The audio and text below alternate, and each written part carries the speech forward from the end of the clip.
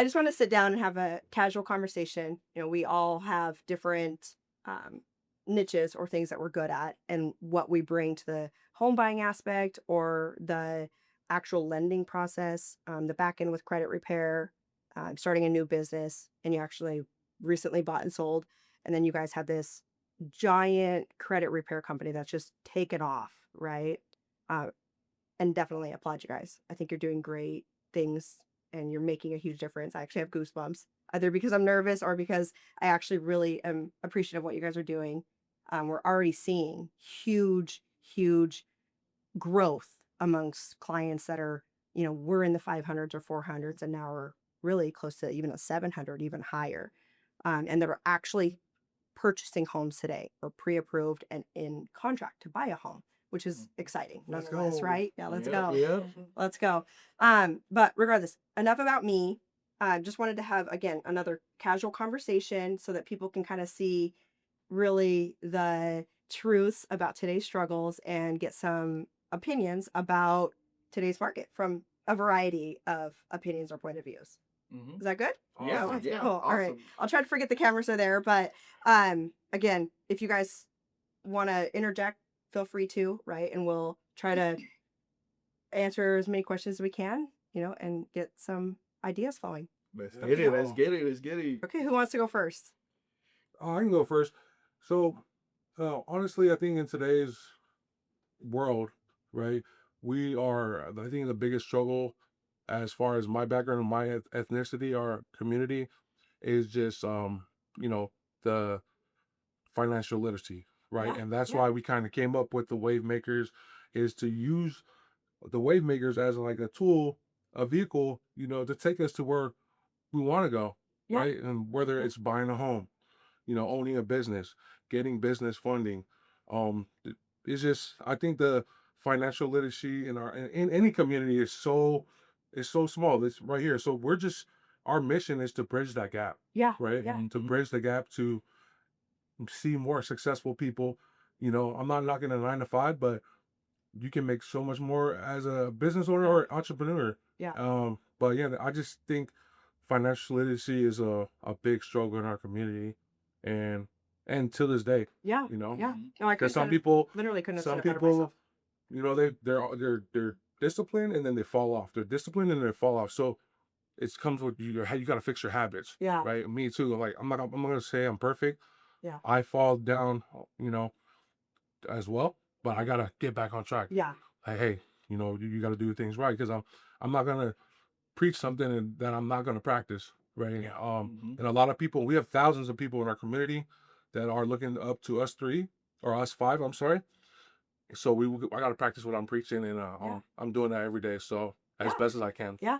Yeah. To you Yeah. guys. Let's No, go. I Let's go. I couldn't have said it better myself. You guys are doing great things. Um, Great. So, um, with that being said, right, financial literacy, right? What do you think is the one thing in financial literacy that you could teach your clients that are listening to this today? So for me, I do sometimes I do a financial class with a lot of our clients, like couples that are coming in wanting to fix their credit and they want to see where they're dropping the ball within their finances. So I do financial classes with people to where I'm teaching them where their money is going and what their money is doing. So like I take for examples for somebody that makes 10,000 a month. We go through every bill from bill to bill, Yeah, dollar yeah, to dollar, and then we find out that they're making $10,000, all their bills comes out to like 5 to 6 thousand, and they don't even know where $4,000 is yeah, going yep, the whole month. yeah, And then so I'm telling them, I'm asking them, where is this $4,000 is going, right?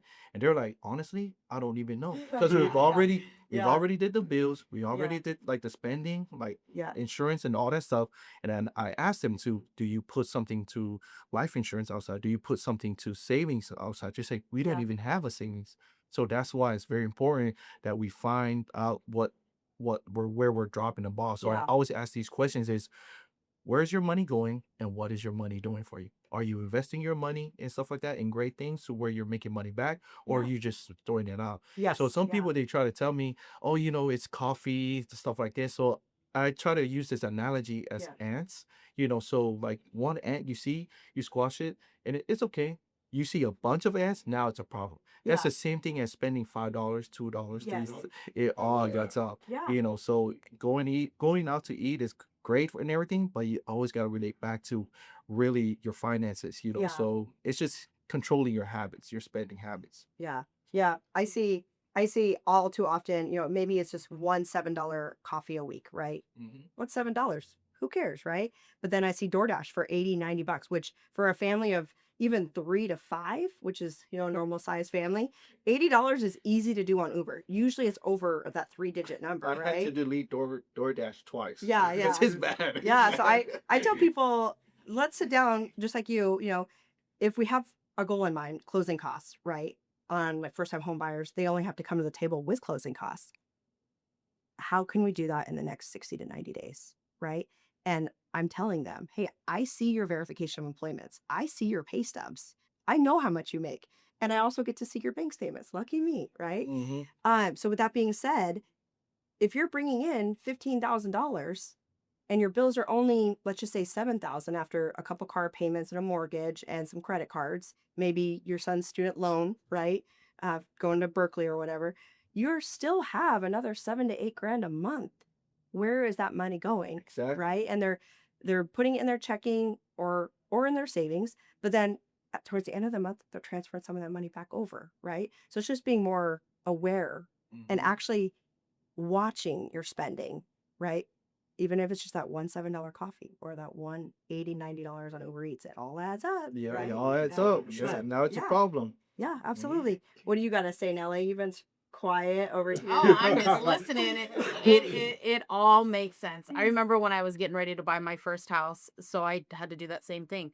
I went through my bank accounts and I highlighted green and red and to find out where my money was going. And then at that time I had what, 27, 26 with 5 kids. They had to eat, but they were kids. So like we made some cheap ass meals. Top ramen and Yes. cheap But vodka, only, or bottom Yes. shelf vodka. Yes. I mean, because they just ate, Now they want, lobster and crab, when their pockets are a little different these days. But for sure, just being able to find out where my money's going. And even now, I mean, I drink a coffee every day and I have a damn espresso machine at home. Duh. Right? Like it does, It like pays itself off real fast. it does. It literally did. And I had stopped, every so often I'll do like a no spend month. And then you realize at the end of the month, oh damn, I do have some, and like no nails, no hair, no coffee, no eating out. And then you're like, oh damn, I do have some money, Oh, but weird. it's great. But I think, letting people know, like, yeah, where does your money go? Mhm. If you have to be laser focused, I think, Yeah. in that though, like you can't just half ass, like you said, the one coffee, it adds up, Mhm. or the McDonald's for the kids, or that Oh, I said Amazon that. Don't give order. Rupi that credit. I said that. I'm just kidding. But yeah, just being, especially if you want to buy, you have to be laser focused. And it's like I always say, you said with the ants, like having a baby, that baby is going to come. Like this house that you want, it's going to come, but you have to prepare. You got say 9 months to prepare for it. Like that baby's gonna need diapers. Well, you're gonna have to pay your mortgage payment. Kind of, I mean, the dollar amounts are different, but if you make that your baby, Mhm. like you're gonna take care of it. Take care of it. So, and you're gonna make sure that your baby has diapers, and make sure your Yeah. mortgage is paid. And Mhm. I can tell you one thing though, is being more prepared or over prepared is way better and a lot less stressful for me included when you save that money and you prepare yourself ahead of time, right? So I tell people, look at getting pre-approved. 6 months, which we've worked with people that have waited a couple years or even longer to buy, but preparing overly preparing and ahead of time is always better than waiting until last minute. Let's say hypothetically you want to move in June because school ends in May, right?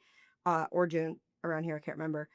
But if you're going to wait till the end of school, let's start preparing in March or April, right? So you have that couple months gaps minimum to actually list your house in December or June and then actually purchase that home over the summer so you can make that transition when it's most convenient for you and you're prepared to do so, right?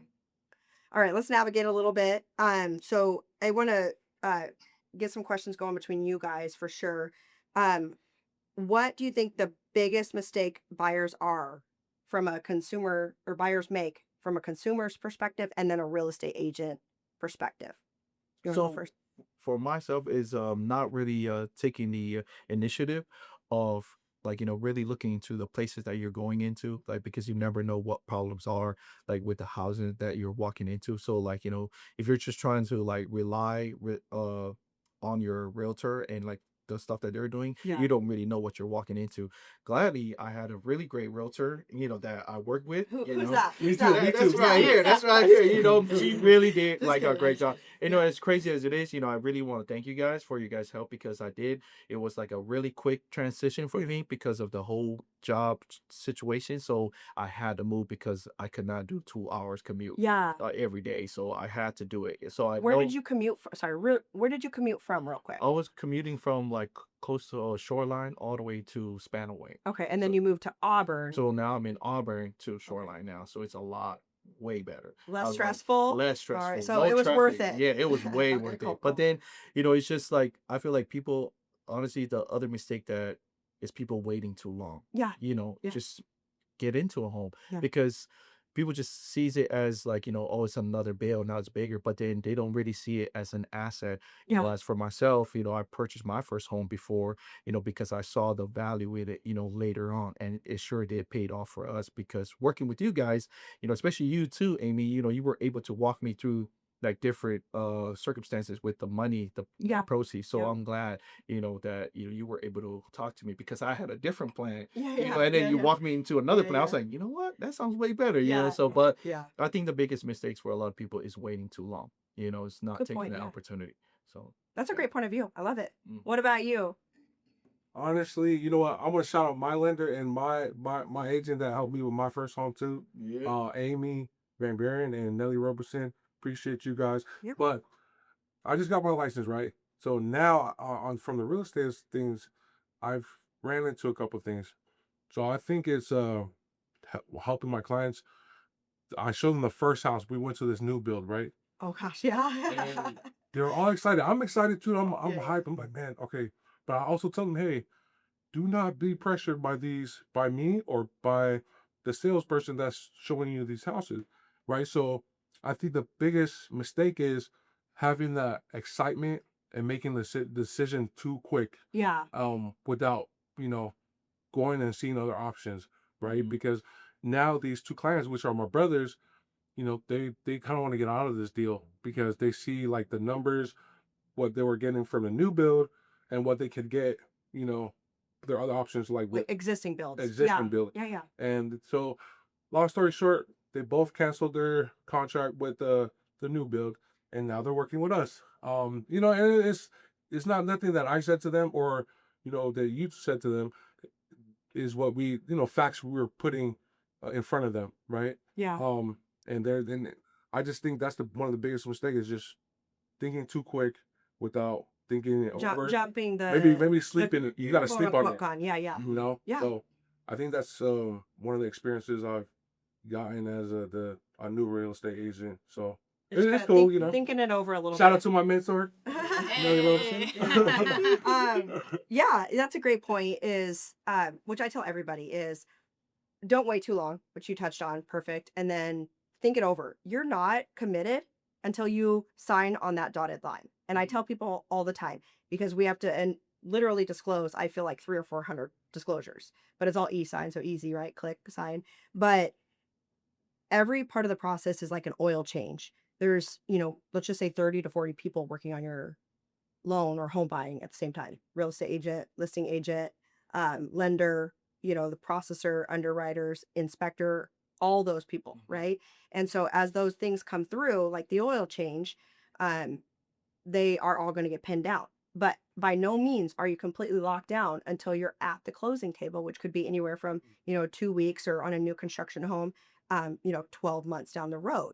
So again, taking that leap and then making sure that you read the fine print and that you get a trusted team behind you and think it over, right? So thank you guys. I appreciate that. You guys no touched on problem. Yep. both great things. So do you want to answer that question, or do you want to bounce a question off our little Oh, professionals over here? yeah, I don't think, I mean, they kind of touched on there, but to piggyback on that, I think like working with trusted people, um, because obviously I sold a house, I purchased and sold a house, and then um purchased again.